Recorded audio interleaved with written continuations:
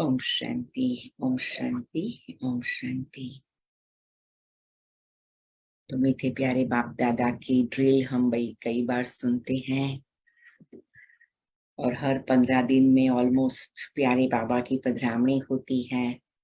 जो video recording पुरानी मुरलियों का जब प्यारे बाप दादा की पधरावनी होती थी तब हम जो सुनते थे उसका रिकॉर्डिंग अभी सुनते हैं।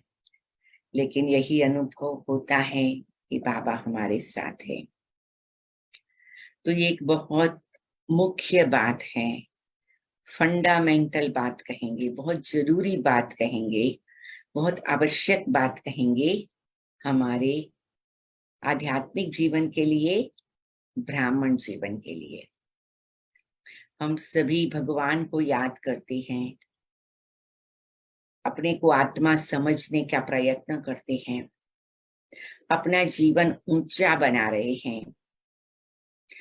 लेकिन इसमें एक सूक्ष्म बात है कि हमारा जीवन केवल आध्यात्मिक जीवन नहीं है, हमारा जीवन आध्यात्मिक ब्राह्मण जीवन है। ये उसमें बहुत बड़ा फर्क है, क्योंकि दुनिया में बहुत सारे लोग हैं जो स्पिरिचुअल लाइफ जीते हैं, आध्यात्मिक जीवन जीते हैं। उनके जीवन के नीति नियम संयम शिस्त मर्यादाएं भी बहुत अच्छी और ऊंची होती हैं, लेकिन उनका आधार डायरेक्ट भगवान का डायरेक्शन नहीं होता। कहीं ना कहीं भक्ति वो एक अलग मार्ग बता देती है, लेकिन हम बच्चे भी नीति नियम संयम शिस्त मर्यादा पालन करते हैं, लेकिन हमारा है ब्राह्मण जीवन, रूहानी ब्राह्मण जीवन, आध्यात्मिक ब्राह्मण जीवन। हम क्षुद्र से ब्राह्मण बनते हैं, ब्रह्मा मुख वंशावली बनते हैं, हम ब्राह्मण कुलभूषण बनते हैं। शास्त्रों में भी आता है कि जब कलयुग का अंत होने वाला था तब ब्रह्मा ने मुख से रचना किया, फिर ब्रह्मा ने संकल्प से सृष्टि रची। तो ब्रह्मा के 2 प्रकार के बच्चे माने जाते हैं, एक है मुख वंशावली और एक है मानस पुत्र, मन से पैदा हुए, संकल्पों से उसने वंशावली रची। तो वर्तमान समय हम देख रहे हैं ये संगम युग चल रहा है। मीठे प्यारे शिव बाबा परम धाम से मीठे प्यारे ब्रह्मा के तन में, जो उस समय पर दादा लेखराज के नाम से पहचाना जाता था, ब्रह्मा बाबा के तन में पधारे, दादा लेखराज के तन में पधारे और उसे ब्राह्मण बनाया, उसे ब्राह्मण बनाया। तो हमें ये भी देखना है कि यहाँ पर कैसे हमारे जीवन का परिवर्तन सही पैमाने में होता है। तो दादा लेखराज को ब्रह्मा बनाया और फिर ब्रह्मा के द्वारा सबको ज्ञान दिया। कितना ऊंचा ज्ञान दिया, इतनी समझ दिया। सबसे पहले तो कहेंगे तीसरा नेत्र खोल दिया। परमात्मा ने हमारा तीसरा नेत्र खोला और हमें कहा कि तुम खुद देखो तुम्हारी हालत क्या हो गई है। अच्छा, फिर उसने हमें परमधाम दिखाया, उसने हमें सतयुग दिखाया, क्योंकि हमने सोचा हम कैसे समझे कि हमारी हालत बिगड़ गई है। तो कहा ये कंपेयर करके देखो, तुम अनादि रूप में परमधाम में चमकीले सितारे थे, फिर आदि रूप में सतयुग में दैवी आत्मा थे। अब इन दोनों को देखो, परमधाम का चमकीला स्वरूप और सतयुग का आदि सुंदर दैवी स्वरूप। अब दोनों के हिसाब में अपना वर्तमान स्वरूप देखो। तो हमने देख लिया, अरे हम तो क्या बन गए हैं, क्षुद्र बन गए हैं, कलयुगी बन गए हैं, पतित बन गए हैं, तमोप्रधान बन गए हैं, हम तो अपनी ऊंचाई से नीचे गिर गए हैं, हम तो तुच्छ बन गए, हम तो तमो प्रधान बन गए। तो ये हमें एक रियलाइजेशन होता है। तो हम कहते बाबा अब हम क्या करें? बाबा कहते आपने रियलाइज किया तो अब क्या करना है? अब पावन बनना है, सतो प्रधान बनना है, अपनी अशरीरी स्थिति में वापस चलना है, अपने निराकार धाम में, निराकार रूप में, निराकार बाबा से मिलना है। अच्छा बाबा, ये तो बहुत अच्छी बात है, हम उसके लिए रेडी हैं। और बाबा ने कहा ये ज्ञान सुन करके धारण करो। तो शिव बाबा रोज ब्रह्मा के द्वारा हमें ज्ञान सुनाते हैं, जिसको हम बाबा की ज्ञान मुरली कहते हैं, जिसको हम साकार मुरली कहते हैं, जो शिव बाबा ने ब्रह्मा बाबा के तन में साकार में आकर के मुरली चलाई। और उसमें रोज बाबा ठोक ठोक करके वैरायटी रीति से हमें समझाते रहते हैं कि कैसे हम अपने आप के लिए सावधानी बरते, अपने आप की सुरक्षा करें, अपने आप को बचा कर रखे, और दिन प्रतिदिन योग का अभ्यास करके पुरानेपन को भस्म करे, ज्ञान की रोशनी पाकर अज्ञानता से दूर हो जाए, और श्रेष्ठ कर्म को पहचान कर क्या करे? पुण्यात्मा बने, ऐसी धारणा करे, और औरों को उस बात का रियलाइजेशन कराकर यज्ञ सेवा करे। तो इस रीति से रोज बाबा हम बच्चों को समझाते रहते हैं, क्योंकि हमारी आत्मा पर बहुत सारे 63 जन्म के पुराने कलयुगी दुनिया के प्रभाव पड़े हुए हैं, लेयर्स पड़े हुए हैं, जैसे कि पर्दे पड़े हुए हैं। बाबा रोज ठोक ठोक ठोक करके वो पर्दे खोल देता है, वो पत्थर हटा देता है, वो भी अभिमान को खत्म करने में हमें बहुत बहुत मदद करता है। तो अब मीठे प्यारे बाबा ने ये कार्य शुरू किया 1937 में। कहाँ पर शुरू किया, किसी को पता है? बाबा ने ये कार्य कहाँ शुरू किया? ये तो हमें मालूम पड़ा कि शिव बाबा ने ब्रह्मा बाबा के द्वारा शुरू किया, मतलब दादा लेखराज के द्वारा कराची में चालू किया। सिंध कराची में sister, Karachi Sindh, Karachi Sindh, right, Hyderabad Sindh, right. तो शिव बाबा ने दादा लेखराज को ब्रह्मा बनाया और ब्रह्मा के द्वारा ये कार्य शुरू किया। कहाँ पर शुरू किया? हैदराबाद सिंध में। और कैसे शुरू किया, कैसे मालूम पड़ा कि शिव बाबा दादा लेखराज के तन में आया है? कैसे मालूम पड़ा? ये ब्रह्मा बाबा की जीवन कहानी का एक बहुत अच्छा सीरीज है। किसी को मालूम है दादा लेखराज ब्रह्मा कैसे बना? कितनी सुंदर बात है। और ये जानने की क्यों जरूरत है? क्योंकि जो ब्राह्मण बनता वही देवता बनता, ब्राह्मण बनता वही ब्रह्मा बाबा के द्वारा नई सृष्टि के लिए, कार्य के लिए साथीदार बनता, निमित्त बनता। तो ये जानना बहुत जरूरी है। तो शिव बाबा ने क्या किया, दादा लेखराज को कैसे तैयार किया? किसी को पता है तो बताइए, जो पुराने हैं उनको तो जरूर मालूम होगा। शिव बाबा ने दादा लेखराज को कैसे तैयार किया? ब्रह्मा कैसे बनाया? ब्रह्मा का जन्म कैसे हुआ? ब्रह्मा का दिव्य कार्य कैसे शुरू हुआ? शिव बाबा ब्रह्मा बाबा के तन में अवतरित हुए और फिर उन्होंने ज्ञान देना शुरू किया, ऐसे वो ब्रह्मा हुए। लेकिन उसके पहले क्या हुआ? ब्रह्मा के तन में अवतरित हुए, उसके पहले क्या हुआ? साक्षात्कार कराया था, साक्षात्कार कराया। Exactly, right, very good, perfect perfect. So Shiv Baba ने दादा लेखराज को साक्षात्कार करा के ब्रह्मा बनाया। तो क्या साक्षात्कार कराया? सबसे पहले कौन सा साक्षात्कार कराया?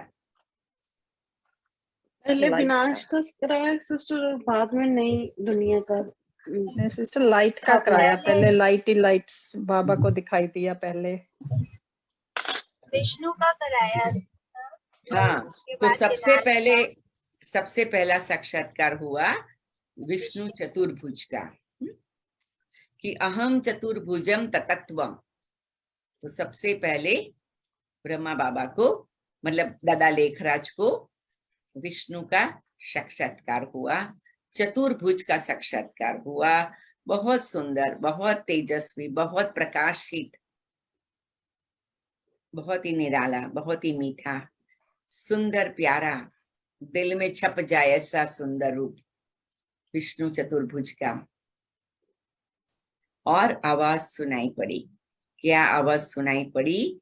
अहम चतुर्भुजम ततत्वम, मैं चतुर्भुज हूं, ऐसे तुम भी चतुर्भुज हैं। तो दादा लेखराज को क्या हुआ? आश्चर्य हुआ। अरे मैं चतुर्भुज कैसे हो सकता हूँ? मैं विष्णु कैसे हो सकता हूँ? हंसते न पानी आ तो उनको बड़ा आश्चर्य हुआ। तो मालूम नहीं पड़ा इसका अर्थ क्या है। सोच में पड़ गए, अंतर्मुखी बन गए, एकांतवासी बन गए। फिर दूसरा साक्षात्कार हुआ। दूसरा साक्षात्कार कौन सा हुआ? कौन बताएगा? सभी तो पुराने हैं, रोज मुरली सुनते हैं ना। कोई बताओ दूसरा साक्षात्कार कौन सा हुआ? दूसरा विनाश का हुआ था।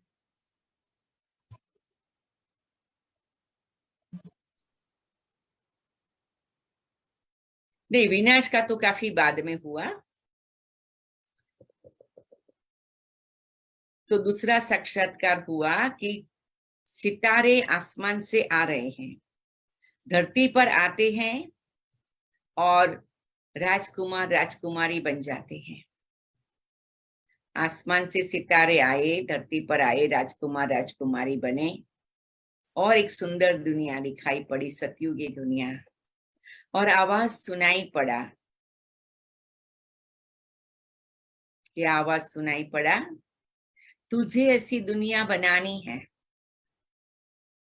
अरे मुझे दुनिया बनानी है? कैसे बनानी है?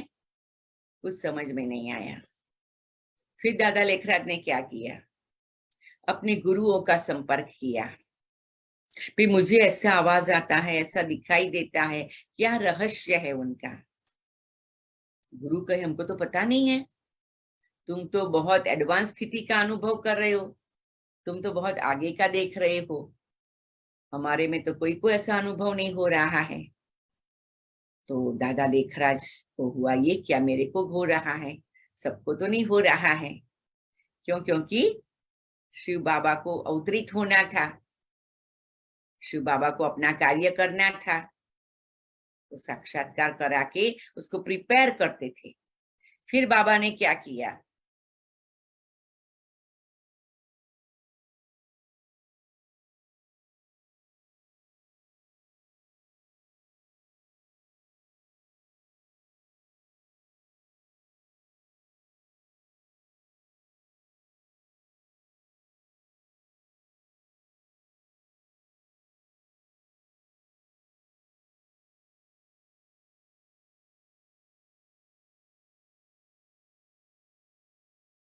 लेकिन जितनी बार साक्षात्कार होते थे उतनी बार क्या होता था? बाबा को रियलाइजेशन बढ़ता था कि मुझे जो कुछ हो रहा है वो साधारण नहीं है, वो दिव्य है, वो अलौकिक है, रूहानी है। और बाबा को नेचुरल अव्यक्त स्थिति का अनुभव होता था, अंतर्मुखता का अनुभव होता था। बाबा को नेचुरल एकांत में रहने का दिल होता था। फिर एक बार बाबा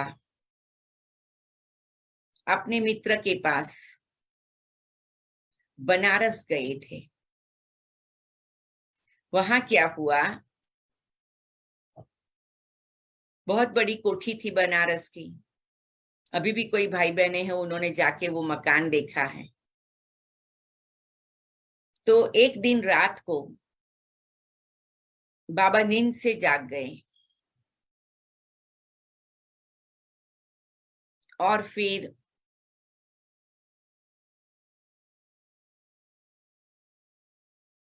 उठ करके अपने कमरे से बाहर आए। आगे आंगन के आगे बहुत बड़ा फ्रंट यार्ड था, बड़ा आंगन था, इस हिसाब से कहे, वहां जाकर एक वृक्ष के नीचे बैठ गए और वहां ट्रांस में चले गए।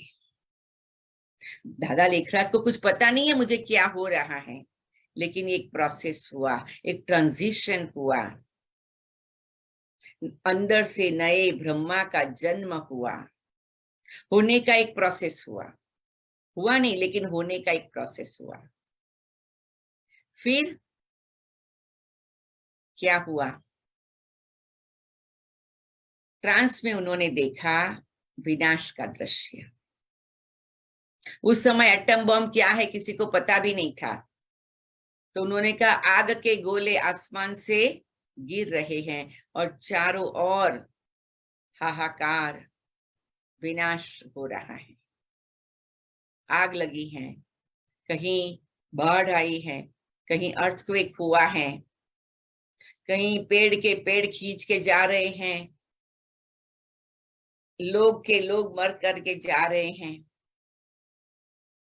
तो बहुत भयंकर, दुखदाई, परेशानी वाला, मन को अशांत करने वाला दृश्य देखा, विनाश का दृश्य, कुदरती आपदाएं, एटॉमिक वॉर और गृह युद्ध, तीनों चीज एक साथ में देखी। तो बाबा तो एकदम घबरा गए, बचाओ बचाओ, स्टॉप स्टॉप, बंद करो बंद करो, कोई बचाओ, कोई बंद करो। और बाबा फुट फुट करके रोने लगे, मतलब बाबा की आंखों से अश्रुधारा बहने लगी। तो जिस जोर से जो उनका रोने का आवाज और उनका बोलने का आवाज, बचाओ बचाओ, तो धीरे धीरे उस कोठी में, उस मकान में जो लोग रहते थे, उनके मित्र के परिवार वाले सब उठ गए और आए बाहर। क्या हुआ क्या हुआ, कौन रो रहा है अभी आधी रात को, कौन बोल रहा है, चिल्ला रहा है? धीरे धीरे सब वहां पहुंचे तो सबने देखा ये तो दादा हैं।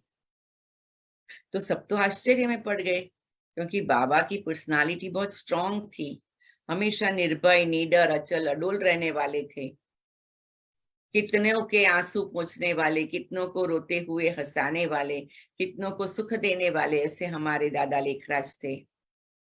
ऐसे हमारे ब्रह्मा बाबा का कार्य आगे भी उनके जीवन में ऐसा था।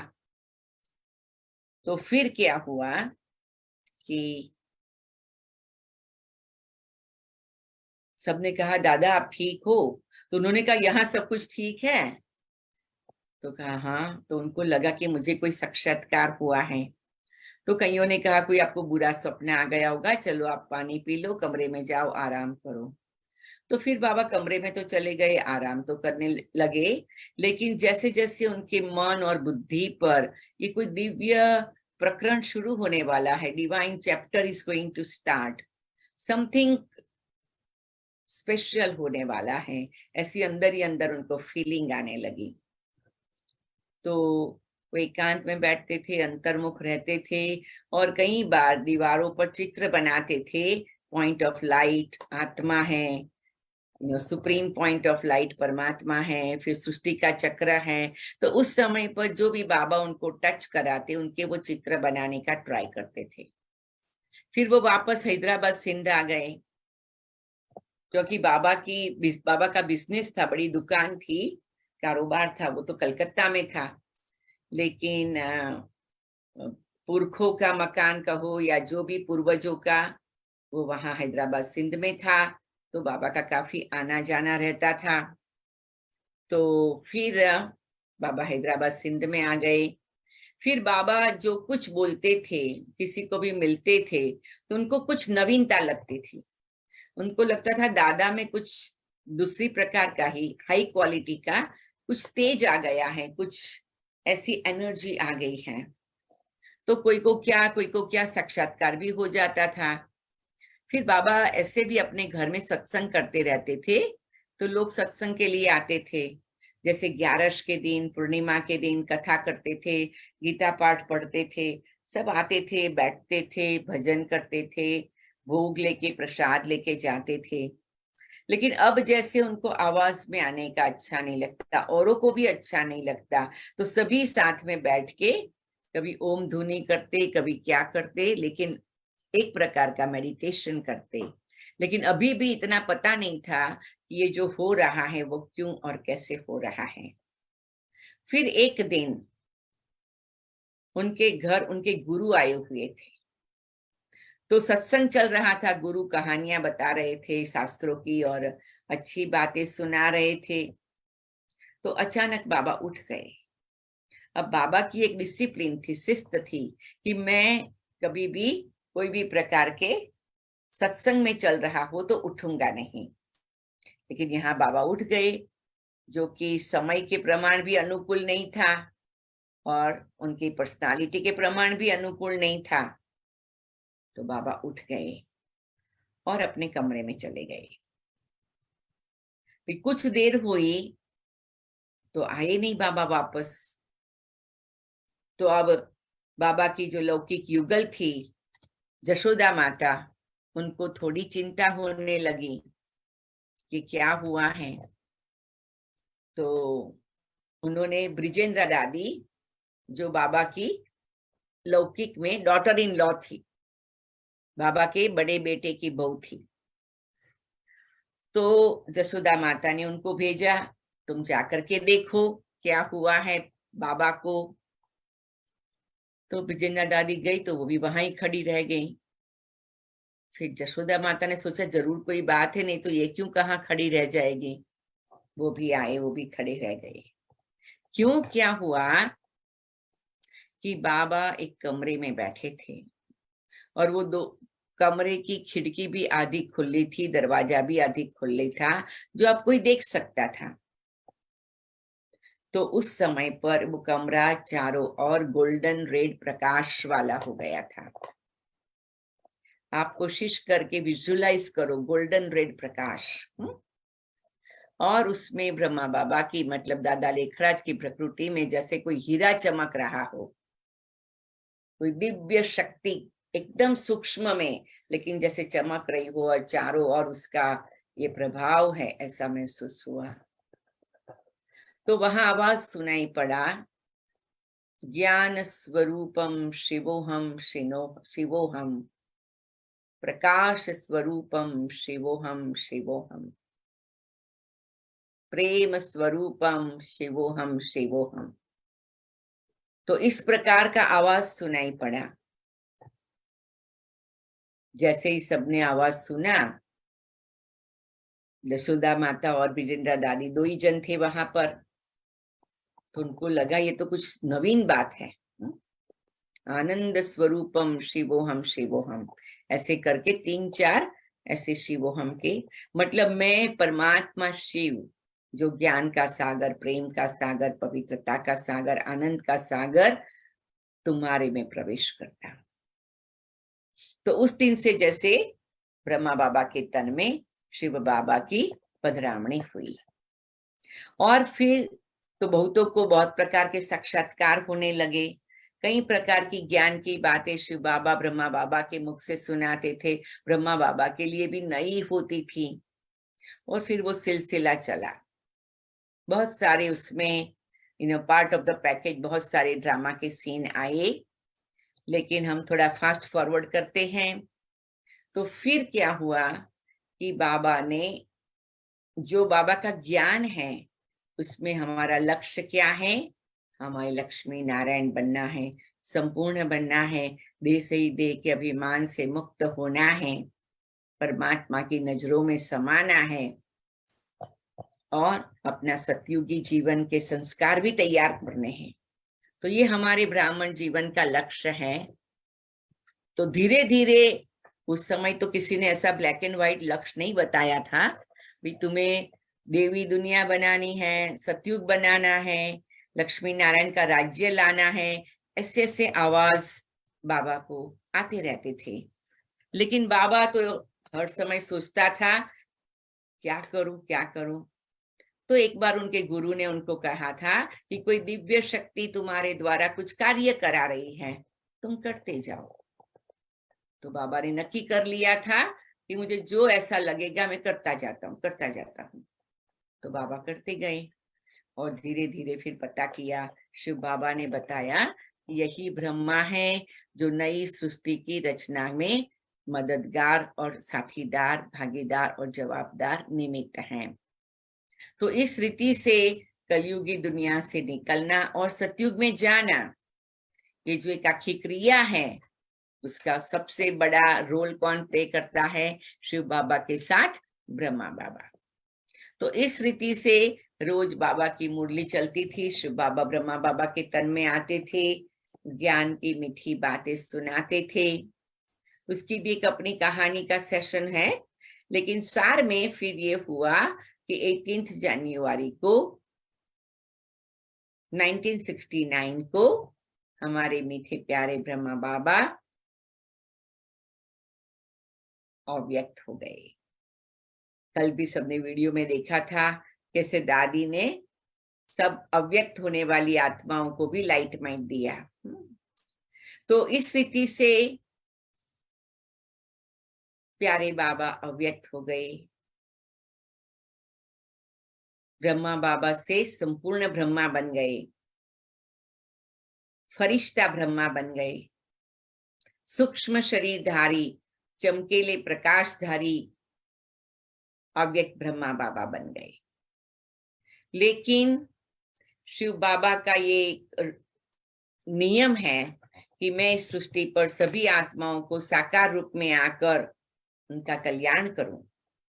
तो ब्रह्मा बाबा साकार रूप में नहीं रहे, तो बाबा ने ये डायरेक्शन भेजा कि ये साकार मुरलियां जो अभी तक चली है 1936 से लेकर 69 तक, लेकिन अभी उनमें लास्ट 10-12 साल का उन्होंने सेट बना लिया है और वो रोटेट करते रहते हैं 5 से 10 साल का। तो ये मुरलियां चलती रही। तो ब्रह्मा बाबा अव्यक्त हो गए, तो कहा ये मुरलियां तो चलती रहेगी, लेकिन फिर भी अभी भी बाबा भी बच्चों को पॉलिश करना चाहता है, हीरा जैसा बनाना चाहता है, तो अभी तो वो काम में टाइम लगेगा, तो क्या किया जाए? तो इसीलिए ब्रह्मा बाबा अव्यक्त हो गए। तो ब्रह्मा बाबा और शिव बाबा की आत्मा, जिसको हम कहते परम आत्मा और संपूर्ण आत्मा, वो दोनों ने क्या किया? दादी गुलजार के रथ का आधार लेने की शुरुआत किया। शिव बाबा ब्रह्मा बाबा, संपूर्ण ब्रह्मा बाबा, उन्होंने दादी गुलजार के तन में आना शुरू किया। अब दादी गुलजार के तन में आना कैसे शुरू किया?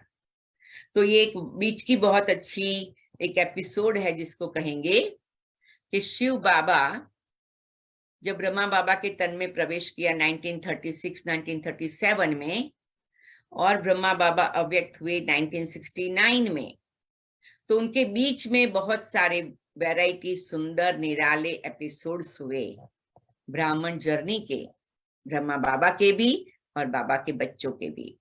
तो उसमें एक विशेष पार्ट था जिसको कहते ट्रांस का पार्ट।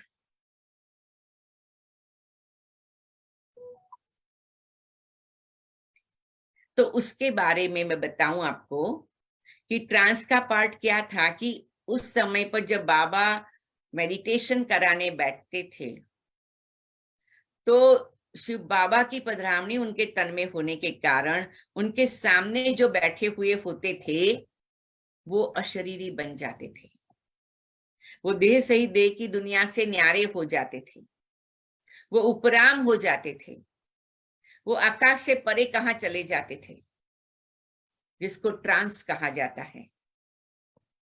और वहां जाकर के उनको कई बार कृष्ण का साक्षात्कार होता, कई बार लक्ष्मी नारायण का साक्षात्कार होता, कई बार वो वहां पर गोप गोपियों से रास करते, कई निराले अनुभव होते, अलौकिक अनुभव होते, कई बार घंटों तक वो उसी दुनिया में रहते, और वो नीचे भी आते तभी भी उनको नीचे की रीति से आवाज में आना अच्छा नहीं लगता, बात करना भी अच्छा नहीं लगता, और उनका चेहरा देखकर सामने वाले को भी बात करने का मन नहीं करता, तो वो बहुत धीरे से उस स्थिति में रह करके काम करते। तो इसको कहते थे ट्रांस का अनुभव। तो ऐसे कईयों को होता था, कईयों को 1-2 बार होता था, कईयों को ज्यादा बार होता था, कईयों को हमेशा के लिए होता था। वैरायटी थे, उसमें भी नंबरवार थे। तो एक बार क्या हुआ,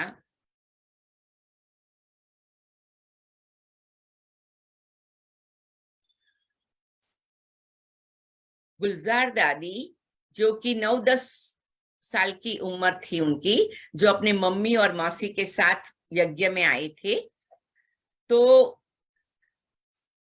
वो ऊपर गए। एक बार उनको भी ट्रांस में बाबा ने खींच लिया,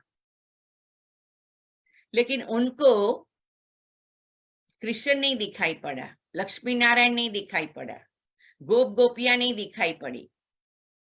उनको दिखाई पड़ा एक सफेद वस्त्रधारी फरिश्ता। वो इतना तेजस्वी था, इतना प्रकाशमान था, इतना दिव्य रोशनी से भरपूर था। तो दादी तो देख नहीं सकी और देख करके समझ नहीं सकी। उनको तो जैसे कोई व्हाइट प्रकाश का एक जिसको कहे कि रूप हो, ऐसा दिखाई पड़ा। फिर वो जब नीचे आए तो उन्होंने बाबा को पूछा, इसका वीडियो बना हुआ है, आप सबको सुनाया जाएगा एक बार या भेजा जाएगा। तो उन्होंने बाबा को पूछा, साकार ब्रह्मा बाबा को, बाबा मुझे तो ऐसे कोई दिव्य अलौकिक रूहानी प्रकाशित फरिश्ता जैसा कोई स्वरूप हो ऐसा दिखाई पड़ा। तो ब्रह्मा बाबा को भी मालूम नहीं था, शुरू शुरू के दिन थे, और वो इतना तेजस्वी, मतलब ब्रह्मा बाबा का संपूर्ण स्वरूप था। अभी तो ब्रह्मा बाबा की यात्रा शुरू हुई थी, तो दोनों में तो काफी अंतर था। तो बाबा भी सोच में पड़ गए। तो बाबा ने कहा ठीक है। तो काफी लंबी बात है, लेकिन सार में हम ये कहेंगे। तो फिर बाबा ने कहा, बच्ची तुम ही उनको पूछो वो कौन है। तो दूसरी बार जब दादी गए वतन में, फिर से उनसे मुलाकात हुई। दादी ने पूछा आप कौन हैं? तो कहा मैं अव्यक्त ब्रह्मा हूं, मैं संपूर्ण ब्रह्मा हूं, मैं फरिश्ता ब्रह्मा हूं। जो नीचे है उसका ही ये स्वरूप है, अंतिम स्वरूप है, संपूर्ण स्वरूप है। दादी तो बड़ी प्रभावित भी हो गई, लेकिन फिर भी कई बार बहुत डिटेल में सूक्ष्म में समझ में नहीं आई। अव्यक्त क्या, संपूर्ण क्या, फरिश्ता क्या, वो शब्द तो अभी आए ही नहीं थे डिक्शनरी में ब्राह्मण परिवार के ना। अभी तो बहुत स्लोली ABCD चल रहा था जैसे कि, तो समझ में तो नहीं आया। लेकिन एक रिस्पेक्ट करके जब दादी वापस आए तो बाबा को बताया कि बाबा उसने तो ऐसा कहा है। तो बाबा को भी इतना जल्दी मालूम नहीं पड़ा कुछ भी, लेकिन बाबा ने कहा बच्ची जो भी है रहस्य समय पर खुलता जाएगा, हमें उसका स्वरूप का अनुभव करते जाना है। तो ऐसा करके तो दादी गुलजार का ट्रांस का एक्स्ट्राऑर्डिनरी पार्ट है। फिर उसके बाद कईयों को संपूर्ण ब्रह्मा का अनुभव हुआ, लेकिन दादी को सबसे पहले हुआ। तो दादी की आत्मा का ये बहुत बड़ा एक्स्ट्राऑर्डिनरी पार्ट। तो कई बार बाबा ने दादी को वरदान दिया था, शिव बाबा ने ब्रह्मा बाबा के द्वारा साकार रूप में भी, बच्चे तुम्हारे शब्द अनेकों के कानों में पहुंचेंगे और भगवान का अनुभव कराएंगे। बच्चे तुम्हारी दृष्टि से भगवान को देखेंगे। तो दादी तो उस समय काफी उम्र में भी छोटे थे और आध्यात्मिक जर्नी में भी अच्छा चल रहे थे, लेकिन इतनी डिटेल समझ में नहीं आती थी। लेकिन कहा चलो बाबा का जो भी, बाबा का वरदान है वो जब भी सफल तो होगा ही। तो ऐसा करते करते समय बीतता गया और कई प्रकार के एपिसोड बीच में हुए। फाइनली 18 जनवरी 1969 को मीठे प्यारे बाबा उड़ गए, संपूर्ण बन के उड़ गए। क्योंकि बाबा ने जो पुरुषार्थ किया, उस पुरुषार्थ के आधार पर धीरे धीरे सबको ये रियलाइज हुआ कि बाबा अभी रूहानी बन गए हैं, अलौकिक बन गए हैं, बाबा कभी भी पारलौकिक बन जाएंगे। तो ऐसे करते करते ब्रह्मा बाबा अव्यक्त हो गए।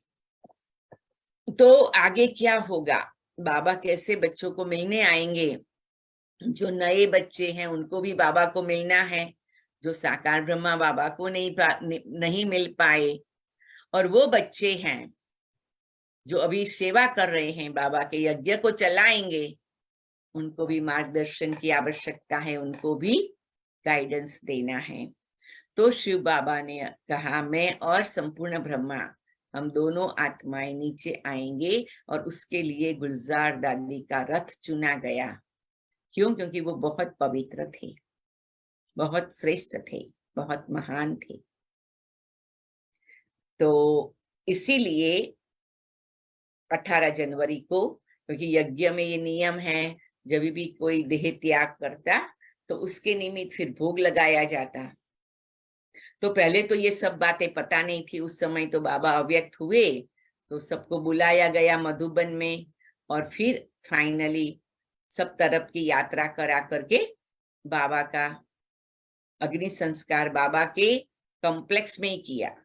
ये भी एक बहुत बड़ी बात होती है, क्योंकि बहुत अच्छे अच्छे साधु महात्मा भी होते हैं, तो उनकी एक पवित्र जिसको कई ऑल्टर बनाते हैं, यादगार स्मारक बनाते हैं उनके कैंपस में, कहाँ छोटा सा, लेकिन ज्यादातर किसी को अग्नि संस्कार करने का जल्दी से परमिशन नहीं मिलता है।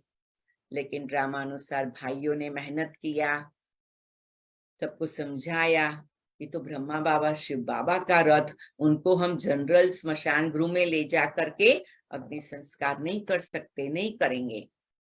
तो फाइनली जो वहां की लोकल म्युनिसिपल कॉरपोरेशन थी, उन्होंने ये बात मान ली, और मीठे प्यारे बाबा का वहां ही अग्नि संस्कार हुआ। तो जैसे कहते प्रकृति में परमात्मा की दिव्य शक्ति पहुंच गई प्रकृति को पावन करने के लिए। और उसके बाद क्या हुआ कि गुलजार दादी बाबा को भोग लगाने बैठे, तो 13 दिन भोग लगाने था, तो भोग लगाते लगाते रोज दादी के पास बाबा के द्वारा मैसेजेस आते थे, और फाइनली वो संदेश आया। क्या संदेश आया कि बाप दादा की पधरामणी होती रहेगी, अव्यक्त बाप दादा आते रहेंगे, बच्चों से मिलते रहेंगे। तो फिर 1969 से लेकर ये एक नई कहानी शुरू हुई, दिव्य कहानी, अलौकिक कहानी कहेंगे या दिव्य पवित्र यात्रा कहेंगे, वो शुरू हुआ कि फिर शिव बाबा और ब्रह्मा बाबा गुलजार दादी के तन में आने लगे, और उस समय पर गुलजार दादी की आत्मा को बाबा एकदम क्वाइट कर देता था। तो उनको कुछ भी पता नहीं लगता था, बाबा कब तक बैठे, किसको मिले, क्या बात किया, कुछ भी नहीं, क्योंकि उनकी आत्मा एकदम संपूर्ण साइलेंस में। तो फिर क्या हुआ कि बाप दादा आते थे, मुरली चलाते थे, बच्चों को पर्सनल मिलते थे, ग्रुप में मिलते थे, वो एक बहुत सुंदर सेलिब्रेशन होता था। तो वो सिलसिला चला 1969 से लेकर के ऑलमोस्ट 2016 तक, 2015-16 समथिंग लाइक दैट। तो तब फिर बाद में दादी जी की तबीयत भी काफी नाजुक होने लगी, उम्र भी होने लगी। ऐसे तो बाबा की पधरामणी, फिर दादी को काफी बम्बई में या कहीं पर ट्रीटमेंट के लिए जाना पड़ता था। तो फिर दादी को कभी कभी तो केवल बाबा के दिन के निमित्त ही शांतिवन में लाते थे, नहीं तो बम्बई में या अलग जगह पर ट्रीटमेंट में दादी होते थे। तो ऐसे तो फिर बाबा की पधरामणी आई थिंक 2017 तक हुई, 2016 या 17 तक ऑलमोस्ट। 2017 में हुई थी, लास्ट मुरली सुना था मैंने दादी का। अच्छा, हाँ, राइट, 17 में ही सुना सिस्टर मैंने भी। हाँ, तो 17 तक हुई। लेकिन वो क्या होता था कि बहुत थोड़े समय के लिए दादी थोड़ा अपने आप को काफी जिसको कहे कि तैयार करके आती थी। तो रियल जो होता था, जो वो 2014-15 तक हुआ। बाद के 2 साल तो जैसे मतलब कुछ कुछ बीच में दादी नहीं भी, मतलब बाबा नहीं भी आते थे, बीच बीच में आते थे। जैसे कहीं बाबा की दिन तो अनाउंस किए हुए होते थे, 12 दिसंबर को आएंगे, 31 दिसंबर को आएंगे, 18 नवंबर को आएंगे, ऐसे कुछ भी जो भी नियम प्रमाण सीजन तो अनाउंस हो जाती थी, लेकिन उसमें आधे समय में ही बाबा की पधरामणी होती थी, क्योंकि दादी जी का जो रथ था वो भी धीरे धीरे दूसरा रूप ले रहा था और बाबा भी दूसरा रूप ले रहा था, क्योंकि बाबा ने समझो 2000 से लेकर के कहना शुरू कर दिया था, ऐसा समय आएगा बहुत बच्चे आएंगे, ऐसा समय आएगा जो दृष्टि लेना भी मुश्किल हो जाएगा, ऐसा समय आएगा अव्यक्त होकर अव्यक्त में मिलान मनाना पड़ेगा।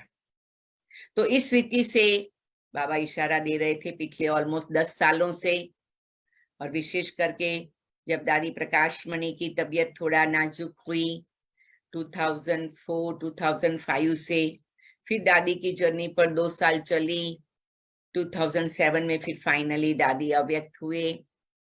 तो उसके बाद तब से लेकर के बाबा कह रहे थे समय बहुत कम है, मिलने की विधि बदलेगी, समय के प्रमाण सब प्रकार की बातें एडजस्ट करनी पड़ेगी। ऐसे बाबा, आप अगर वो मुरलियां सुनेंगे तो बाबा ने कहा हुआ है। तो 2014-15 के बाद दादी जी का भी रथ थोड़ा नाजुक होता जा रहा था।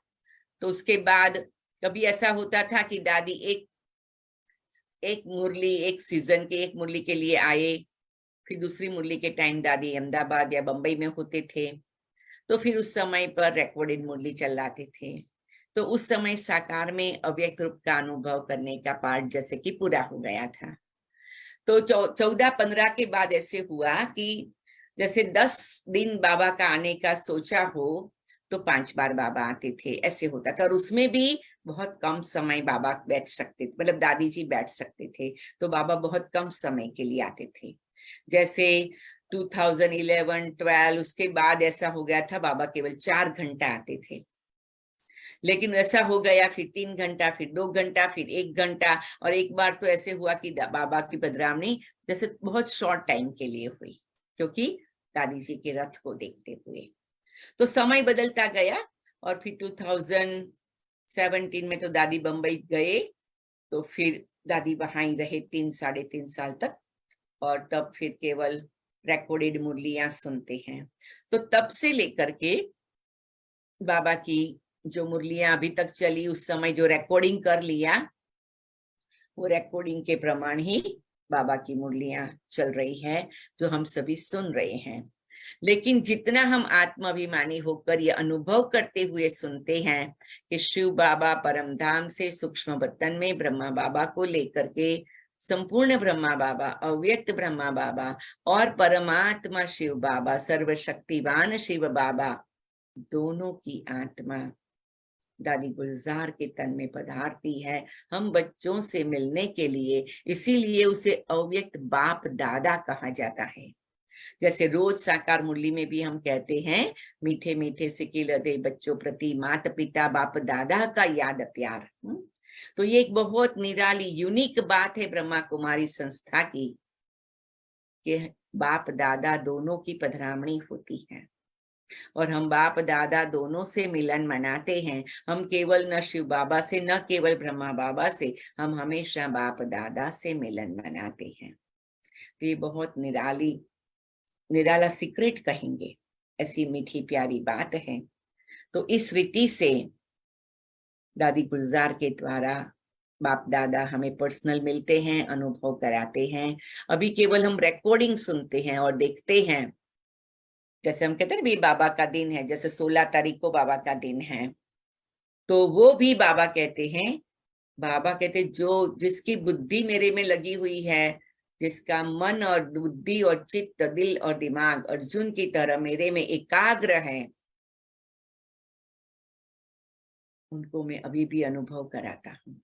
और वो अनुभव करते हैं, क्योंकि धीरे धीरे शांतिवन बना, और शांतिवन में तो 18,000 भाई बहन एक साथ में बैठते, तो पहले लाइन में सीट में बैठा हुआ आत्मा और अंत में लास्ट कोने में बैठा हुआ आत्मा, दोनों को बाबा ऊंचाई का अनुभव कराते। बाबा कहते तुम कहाँ भी बैठे हो, मेरे दिल में बैठे हो, मेरी नैनों में बैठे हो, मेरे सिर के ताज हो, मेरे गले के हार हो, मैं आपको भी ऐसी दृष्टि दूंगा।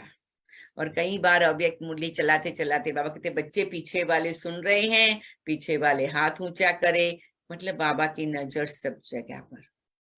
तो उस रीति से बाबा ने बच्चों को प्यार दिया, पालना दिया, गाइडेंस दिया, सब कुछ दिया।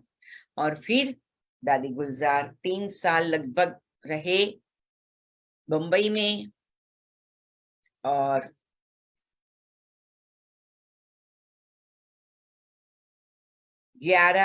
10 मार्च, आई थिंक 10 मार्च को दादी 2021 में अव्यक्त हुए। फिर 11 मार्च को उनको बंबई से माउंट आबू लाए, मतलब शांतिवन में लाए, और माउंट आबू, ज्ञान सरोवर सबकी यात्रा करा करके 11 मार्च को आपका अंतिम संस्कार किया गया। तो अभी भी हम ऐसे ही समझते हैं, प्यारे बाप दादा की पधरावनी होती है, बच्चे मिलते हैं, बाबा मिलते हैं, मीठा मधुरा मिलन है, प्यार का मिलन है, दिव्य अलौकिक संगम युग का रूहानी संगम है। और बाबा ऐसे ही मिलते हैं जैसे बाबा बच्चों के साथ हैं। तो हमें भी रोज अव्यक्त बाप दादा की दृष्टि लेकर अपने आप को नैनो से निहाल कराना है। बाप दादा दोनों मुझे गुलजार दादी के तन द्वारा, रथ द्वारा मिल रहे हैं, उस अनुभव में रहना है। तो जितना वो हम अनुभव करेंगे उतना हमारी आत्मा में शुद्धता, पवित्रता बहुत जल्दी आएगी, और उससे फिर योग की स्थिति भी बहुत ऊंची और स्थिर बनेगी, और हम बाबा की याद में समाने का बहुत निराला अनुभव करते जाएंगे। तो योग के पुरुषार्थ में ये बहुत इम्पोर्टेंट है। और ज्ञान और सेवा और धारणा के पुरुषार्थ में भी अव्यक्त मुरलियां हमें बहुत सुंदर मार्गदर्शन देती है। जैसे साकार मुरली हमें क्षुद्र से ब्राह्मण बनाती, संसारी कारोबार, लौकिक कारोबार, दुनियावी कारोबार से अलौकिक बनाती, रूहानी बनाती, न्यारा बनाती, कमल पुष्प समान बनाती।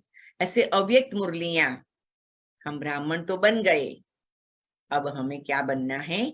फरिश्ता बनना है और देवता बनना है, सच्चे पक्के राज ऋषि बनना है, तपस्वी बनना है। तो ब्राह्मण को राज ऋषि, तपस्वी, फरिश्ता, देवता बनाने वाली है अव्यक्त मुरलियां। तो बाबा ने जो अव्यक्त मुरलियां चलाई वो उस सिस्टम से चलाई कि बच्चे इसका एक एक कदम अभ्यास करते जाए, उस स्थिति में पहुंचते जाए। तो अभी वो पाठ चल रहा है। भले दादी का पार्ट तो अव्यक्त होने का था, ब्रह्मा बाबा भी अव्यक्त हो गए, और फिर तो हमारी सभी दादियां भी अव्यक्त हो गई हैं, लेकिन बाबा का यज्ञ है, शिव बाबा और ब्रह्मा बाबा ने रचा हुआ यज्ञ है। यज्ञ तो सब आत्माओं की आहुति लेने वाला है, तो वो कार्य तो बाबा चला ही रहे हैं। तो इसीलिए हम रोज कुछ मिनट ये अव्यक्त बाप दादा की दृष्टि लेते और बाबा के महावाक्य सुनते, क्योंकि ये हमारे लिए टॉनिक है, बहुत एनर्जी देने वाला है। तो हमारे लिए साकार मुरली और अव्यक्त मुरली दोनों का ही इक्वली बेनिफिट है, इम्पोर्टेंस है और अनुभव है। तो ये लक्ष्य आज से हमें रखना है। ठीक है। ओम शांति, ओम शांति, ओम शांति। अब एकदम साइलेंस में बैठ जाए, अपने आप को बाप दादा के सन्मुख महसूस करें।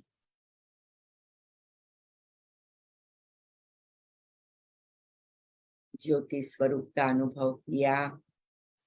अभी मैं आत्मा सबको शुक्रिया करती हूँ और यही संकल्प करती हूँ कि सभी मीठे प्यारे बाबा की लाइट माइट में अपने आप को महसूस करें। ओम शांति, ओम शांति, ओम शांति।